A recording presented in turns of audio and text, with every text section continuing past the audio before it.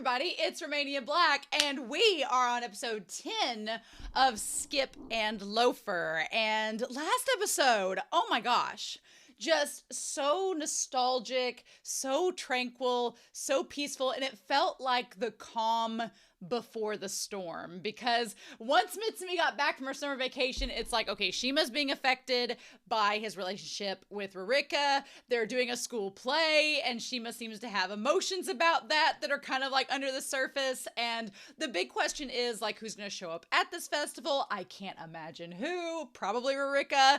And what is going to be the resolution of it? And I like how this season is building towards the finale, and we are sure that Shima hopefully will like have a come to terms moment with Rurika, do something with that. But I'm super excited to see what's going to happen and what we're going to get with this episode. So I sat down, I was like, I have to watch this. I can't believe we have 3 episodes left. I feel like it's going to go by so quickly that we're almost to the end of this season, but I'm loving this show so far. It's so cute. I love it. The character work is really adorable, and the last episode, it just like struck a chord with me and my own upbringing and my, where I was raised in the countryside, that I relate so much to Mitsumi. I feel like Mitsumi is maybe one of those MCs I relate to most out of all the shows I've watched. I feel like me and her, she is me in high school. Literally. Just kind of oblivious, a little socially awkward at times, but just has, heart of gold and just wants to be the top student. Although I didn't want to go on and work for the government, so that is a major difference between us. But other than that, I feel like we are very, very similar, like-minded characters. So that's awesome. But I'm super excited. I hope you all are too. But real quick before we start, I want to give a shout out to our philanthropy tier over on Patreon to thank them so much for their patronage with this series. So in addition to our dollar tier and $5 tiers, these individuals have gone above and beyond to support me with extra each month, and that's so helpful. So part of that tier is giving them a shout out in these videos. So I want to thank Alex Cornejo, Anime Annie, Be Happy, Dana, Danger Zone, Destiny Marie, I have to say Danger Zone like that every time, Eric, Curie, Linden, Matthew Palfinier, Murphew, Nameless Monster, Nicholas, as well as Mateo L. Fidel, Sunspots, Shimoyama, Trails, Translucent Men, as well as Boo Boo and El Freya. So thank you all so much for your support. I greatly appreciate it. All of my love. I don't have anything to say from last episode other than that I really enjoyed it. I'm super excited to see what we get this episode and to just kind of roll with it. So we'll see what happens. But in any case, I'm excited. I hope you all too. But we aren't going to waste any more time. I want to dive in. I got home from work. I'm like, let's do this. We're going to look at episode 10 of Skip and Loafer. And we're going to do that here in 3, 2, 1. And let's do this.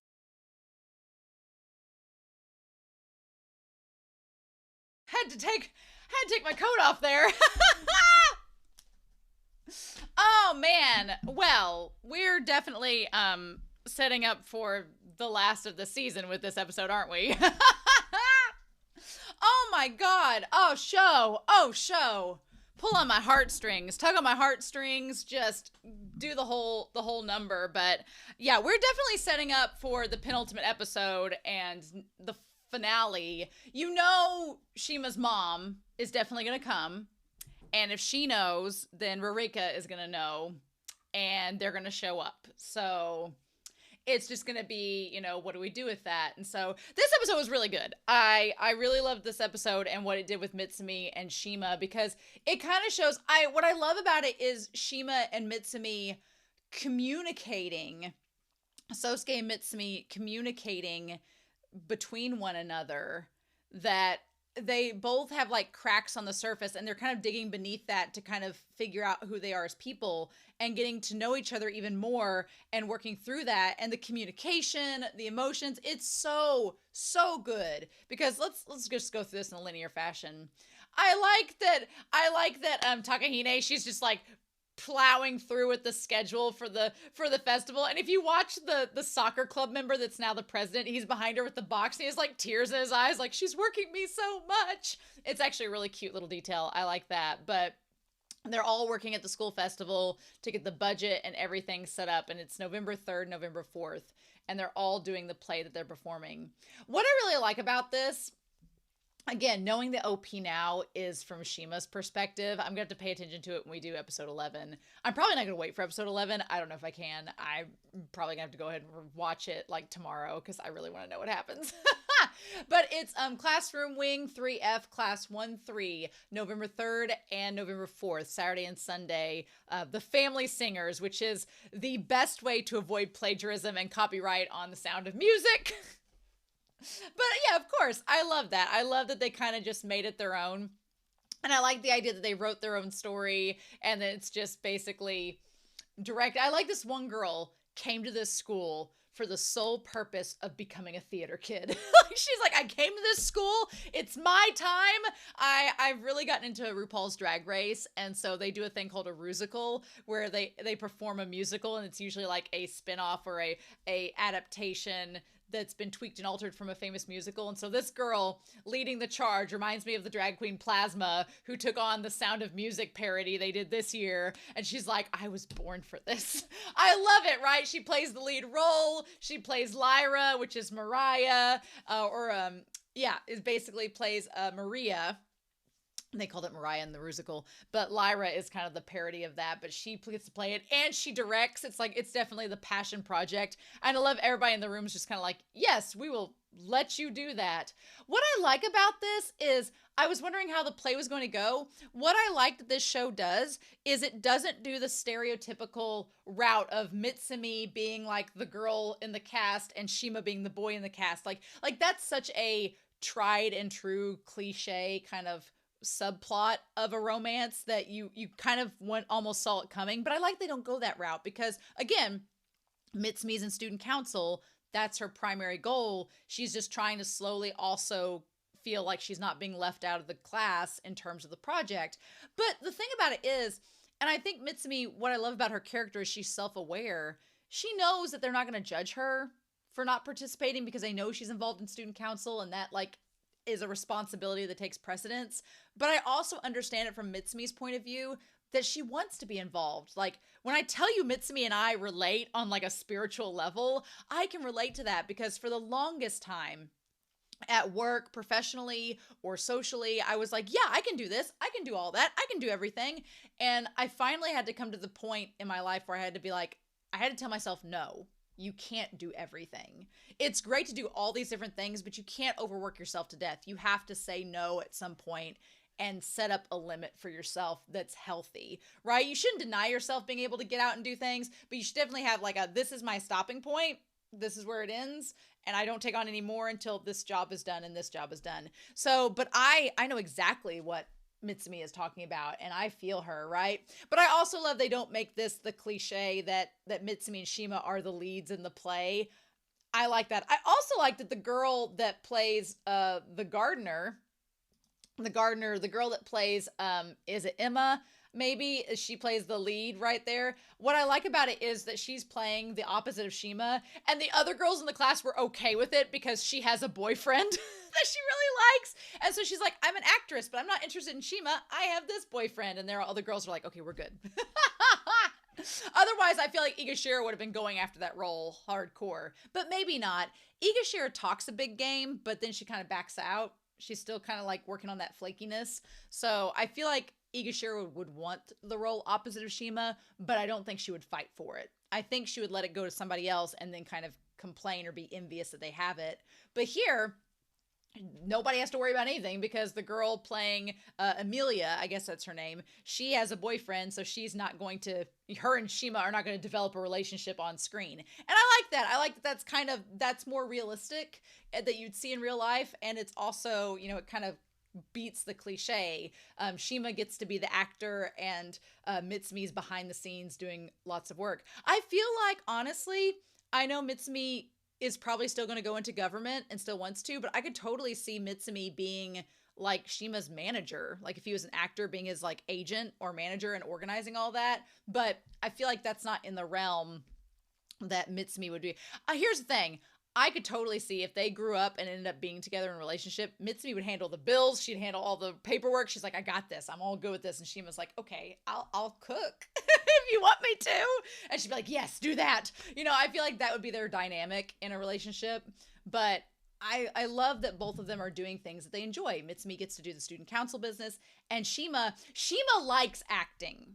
He likes acting, but I think he doesn't realize that he likes acting for himself. He still thinks he's doing it for other people, or he's not doing things for other people. So I want to talk about Chris. I like Chris as a friend a lot. We see him. I like that he has this giant ass sundae, like the biggest sundae possible. And I think Shima has what, like a cup of coffee? Yeah, he just has a glass of ice water. If you notice in a lot of the episodes, like Mitsumi, Chris, others, they're all like indulging themselves, and Shima never indulges himself. And that's like being conditioned into his character by his experience with Rurika and his family. Like everyone else is getting what they want and doing what they want, but Shima is holding himself back and being restrictive.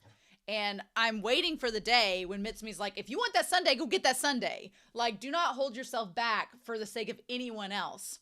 So that brings us to this conversation. Chris has this conversation with Shima at the restaurant they all go to that they frequent. And he's like, so you're out doing a school play. That's crazy. And he's like, I was really surprised.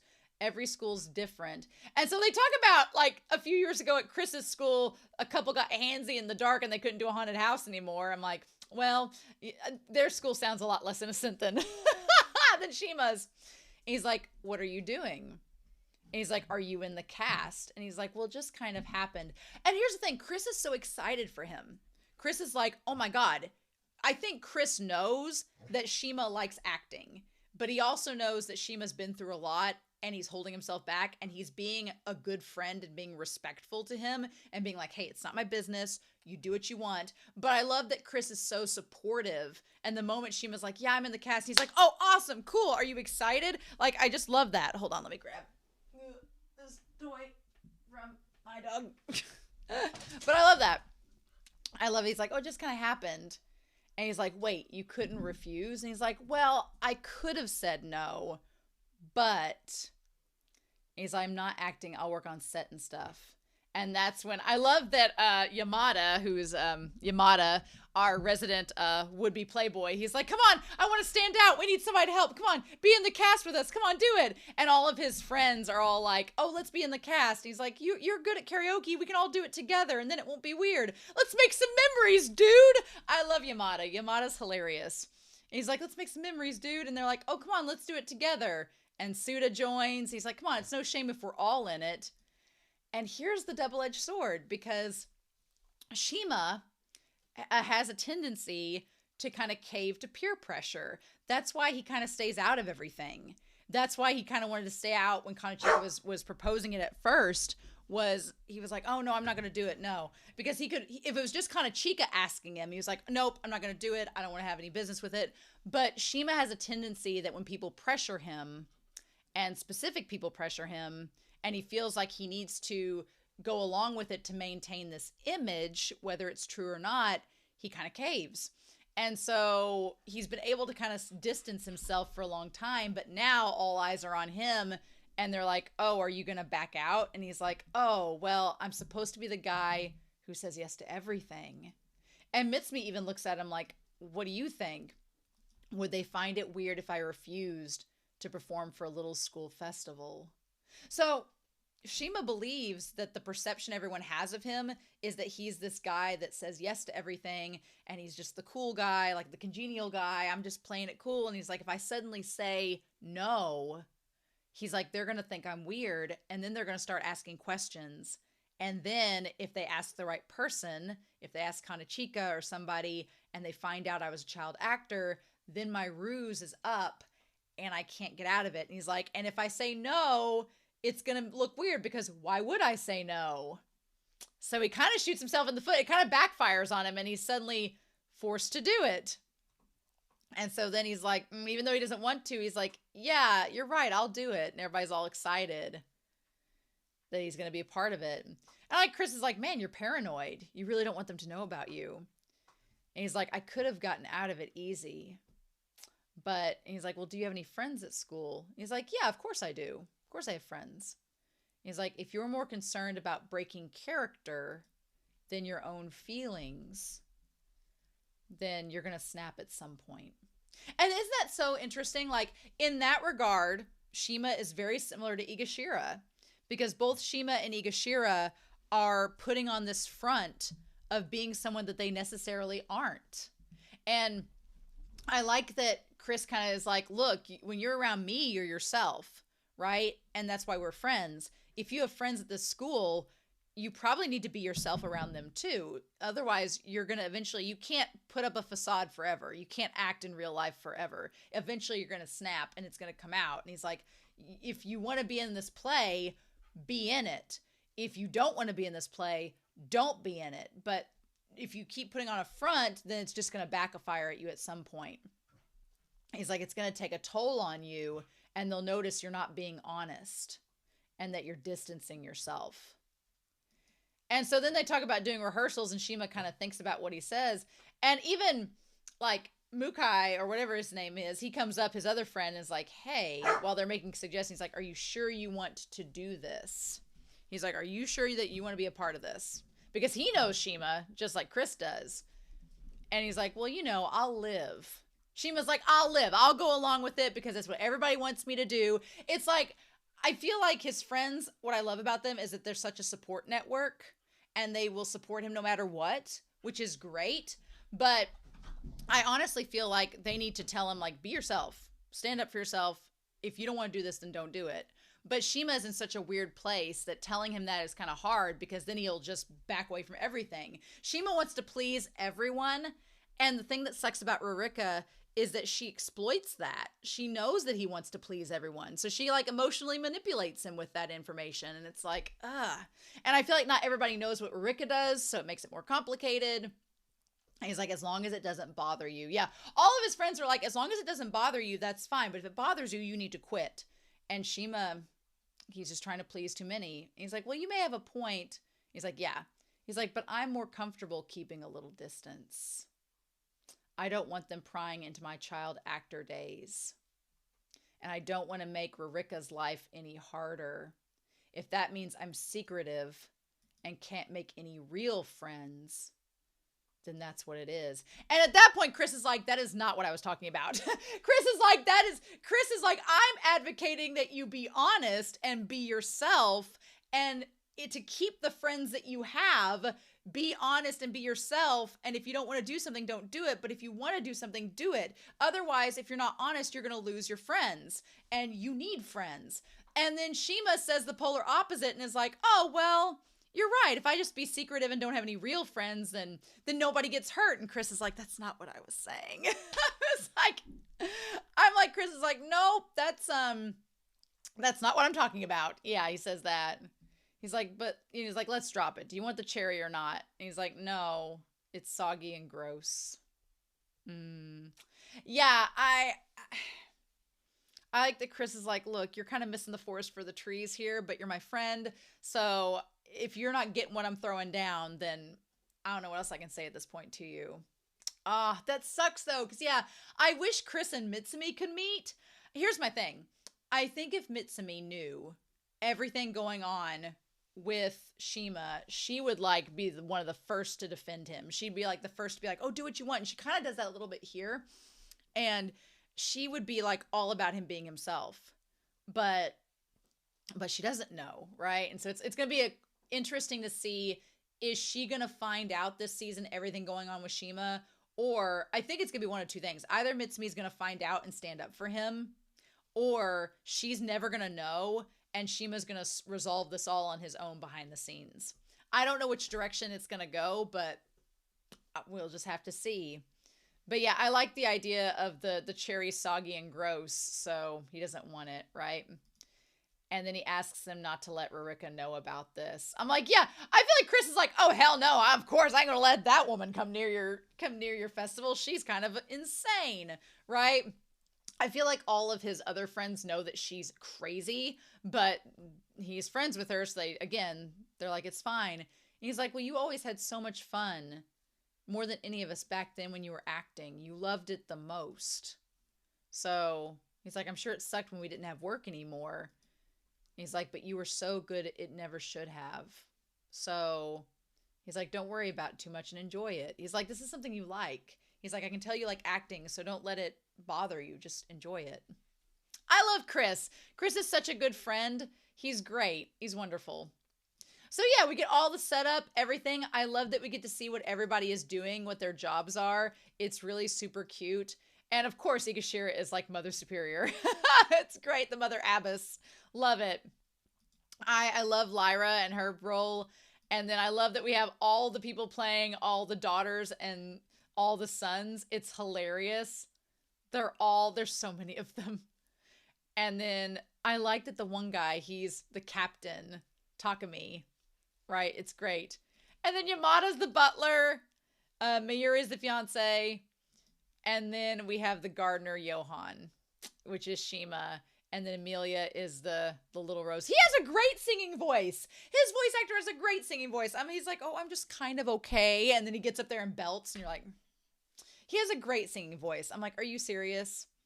And of course, it's like the cutest little song and dance, right? I love that they cut back to the girl that plays Lyra. And she's also the director. And she has like the tears streaming down her face. So freaking cute. But yeah, everybody's all excited about it. And Igashira's like, man, must be lucky.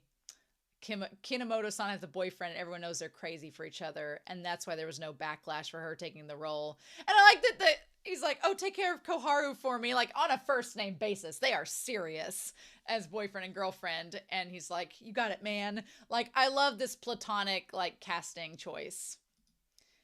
And then Mitsumi is just doing her student council duties and doesn't have time to hang out for the play. And so Igashira says, does Mitsumi really get it? I get she's busy and all, but school festival magic is very real. Like, I guess she's like, you know, is she aware that she's missing out on the play and everything involved? And then she's like, wait, that's not your concern. I like that Igashira kind of checks herself and goes, you know what? Let's not worry about Mitsumi. Let's worry about ourselves. And I'm like, good. Good. But even Mitsumi's kind of like, man, it looks like they're having fun. And she's like, when you're a third year, you don't host attractions. So she's like, all we get is this year and next year. And she's like, if I'm on student council, I can't be part of this. So, and that's when she offers to help out looking at the script, which granted, I know exactly what she goes through. Like sometimes people are like, oh, can you also do this? And you're like, sure. And then you really don't have the capacity to. I think it's also interesting when she runs into Sousuke, like she's instantly like, oh no, Sousuke, my crush. I ran into him. But Shima instantly notices that something's wrong. He's like, hey, you look tired. You know, maybe you shouldn't work so hard. He's like, you must be tired, Mitsumi. And she looks like a zombie. He's like, you should take a break. And she's like, oh no, I'm good. I'm fine. And he's like, I think you're taking on too much work. Maybe you could delegate some. And she's like, oh no, I'm having fun doing it, so it's fine. And I like being depended on. And it's such a big event. I want to experience it all. It's like they are both so like empaths. Like she wants to be depended on and wants to be relied upon and wants to be reliable and do all the things. And he wants to please people and like help do things. So it's like they're both like such a match for each other and so similar in that regard. They like pleasing people. So they're definitely a match made in heaven for that. Mm-hmm. And even when she's like, well, good luck with rehearsals and everything and runs off to do her stuff, it's so hard to read Shima sometimes because he has like the same facial expression, but just like sometimes his little pauses and stuff make you go, okay, is he really, you know, what's happening with his character and his internal monologue? And then he remembers that moment as a kid, like pleasing his mom with all his memory. And him as a kid reminds him of Mitsumi and her being the same way. I love it. I love it it comes full circle. I also love that Mitsumi and Now do their hair with the headbands the same way. Now you need to be giving some of your face masks to your niece because poor girl working like a zombie. I hate that she fell asleep like with the scissors. I'm glad she didn't like stab herself in the face.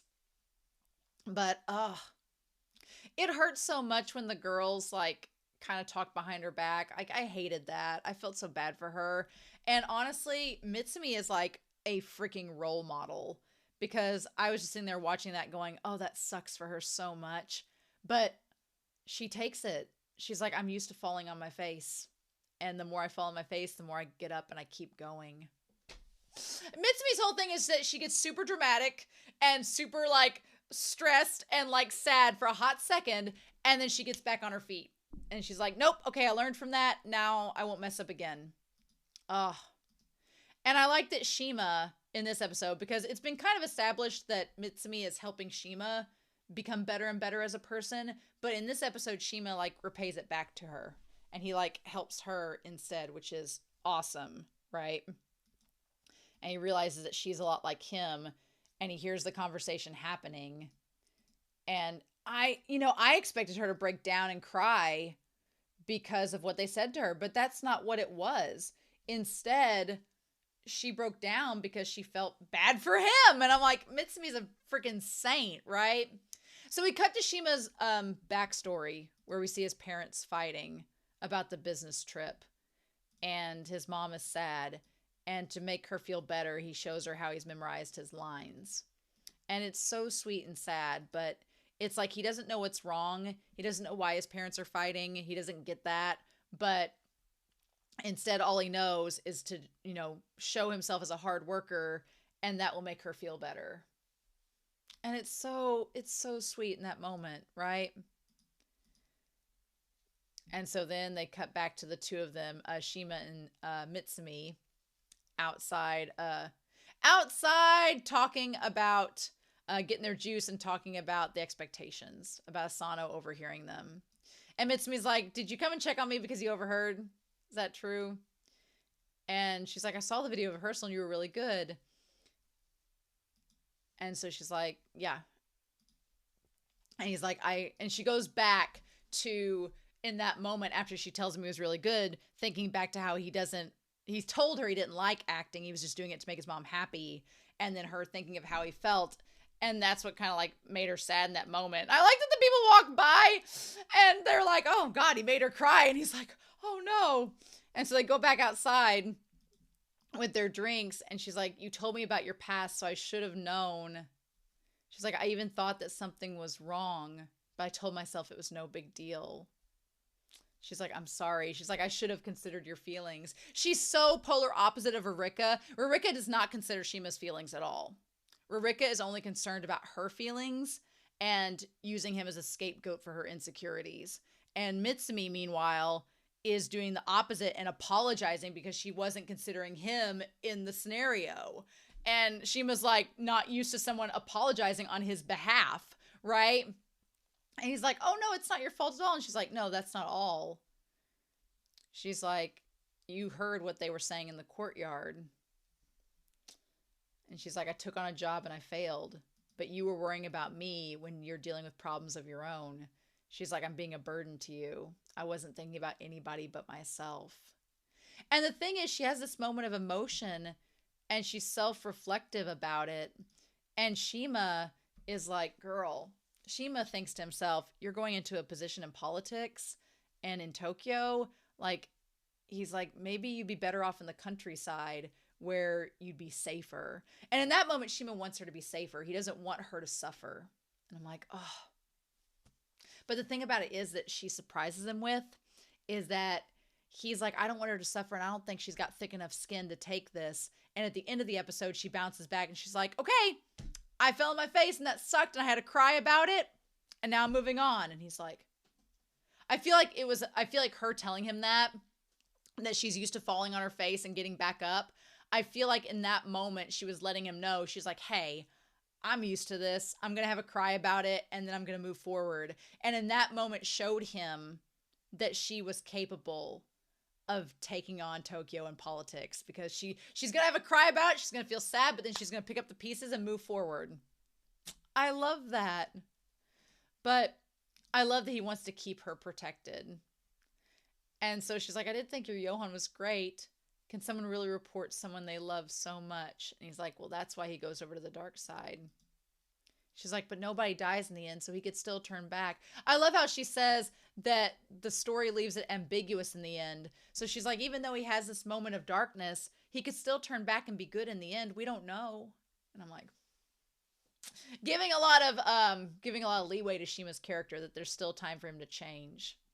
And then he makes the choice to cheer her up by singing the song and having her play Amelia. And I love when he's like, come on, you can sing. And he's like, sing. That was so cute when he just like whispers, he's like, sing. And she like tries to sing and she's like, this is me singing. It's fine, right? Something, I don't know the words because I've not been attending practice. And her little laugh.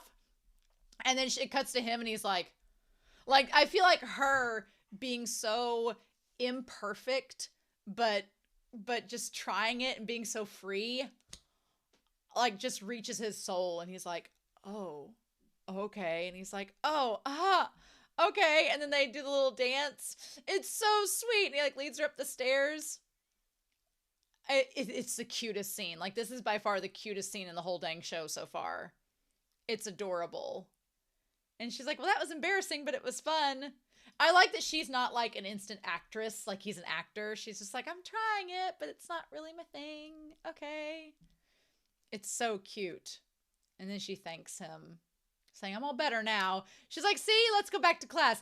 Mitsumi is one of those people that she's going to get sad and it's going to suck for a hot second.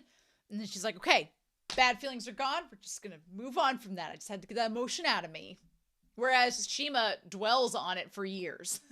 Shima like dwells on it because he's repressing all of his emotions. He just lets it bottle up inside of him and like sour over the course of 5 years. Whereas Mitsumi's like, okay, let's just just dump that milk out and start anew.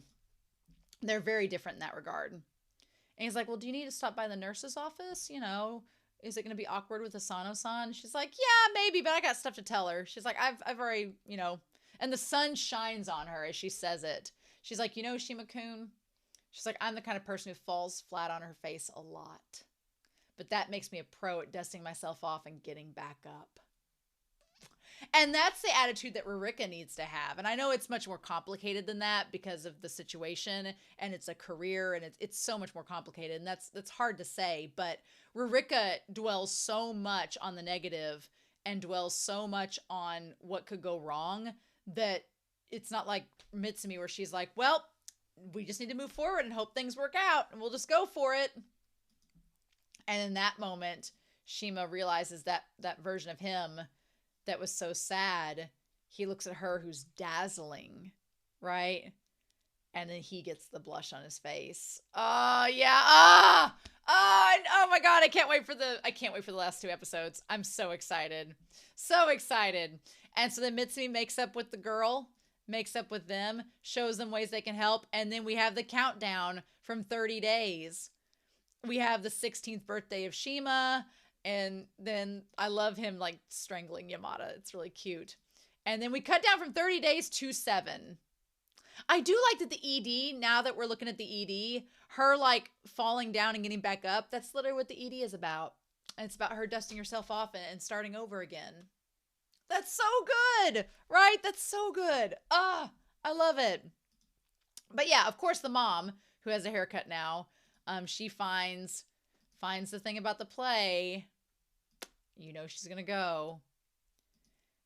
And then we have 1 day left, so the festival's tomorrow. Oh my God, I can't believe the festival is gonna be happening starting in the next episode. I thought before the end credit scene that we were gonna have like a week and something was gonna happen during the week and it was gonna be this big dramatic thing. But no, this show is too wholesome for that. Instead, we're gonna cut right to the festival. Oh my God. So yeah, lots of things are probably gonna happen. I'm terrified in a way, but I'm also elated in a way. I love this little subtle development between Shima and Mitsumi in this episode. They held hands, they danced together, they sang together. It was beautiful and adorable. I loved it. I can't wait for the next episodes. I'm so excited. Cannot wait. But yeah, I'm probably not going to wait. I'm going to be gone for like a week after next week, so I need to record ahead. So I will probably be watching the next 2 episodes here in a little bit, but we'll be able to talk about them in the comments. I would love to look at the manga at some point. I don't know if I would look past this season because I really hope they make more seasons of it, but I don't know how long the manga is so far. So might have to research that a little bit. But I'm so excited to hear your thoughts down below. This episode was so beautiful. I loved it. It was adorable. I just need more of it. So in the meantime, I hope you all have a wonderful week.